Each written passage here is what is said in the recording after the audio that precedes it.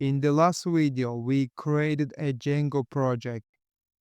In this video, we will add an app to the project. After that, we will learn about requests and responses. The Django web server is already running. I am opening a command prompt. I will navigate to the Django app folder. You can use a command to add a new app named main to the Django project. The app has been successfully added. First, we need to introduce the main app to the project. I am opening the settings.py file. In the installed app list, I will add main as a string. Now the Django project recognizes the main app. Next, let's work on routing.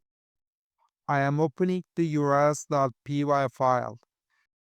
There is already a default route for the admin panel. When the web server receives a request for the admin route, this function will run. Let's test it out. The admin panel is automatically created by Django. It's a very powerful tool.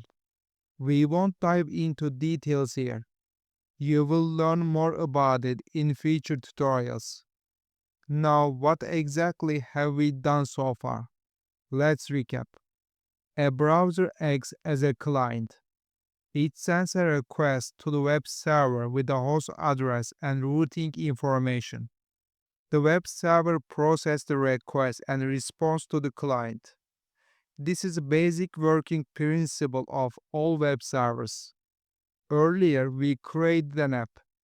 Now let's define URLs for our own app. We will add our app to the project's urls.py file. To do this, we will use the include function. If the server receives an empty request, I want the main app to handle it.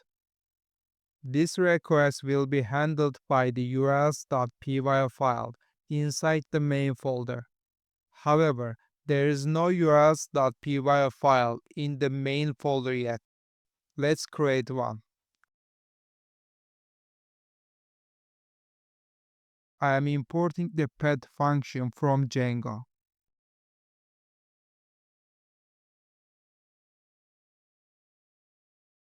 I will create a list named URL patterns.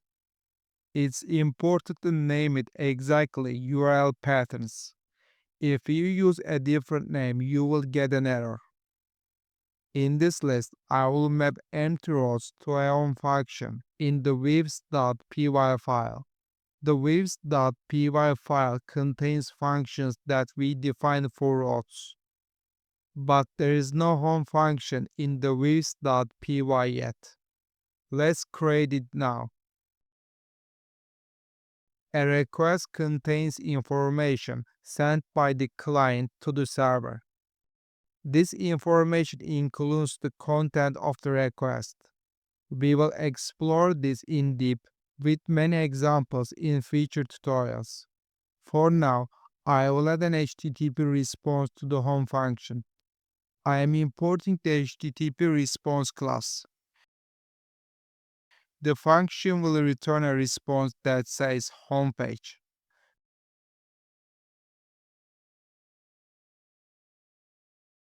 But there's an issue.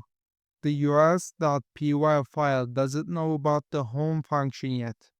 I need to import the views file in the urls.py. Now the problem is solved. If the server receives an empty pet request, the home function in the views.py will run. Let's test it. The server isn't responding. If this happens, you will need to restart the server. You can press Ctrl+C to stop the server.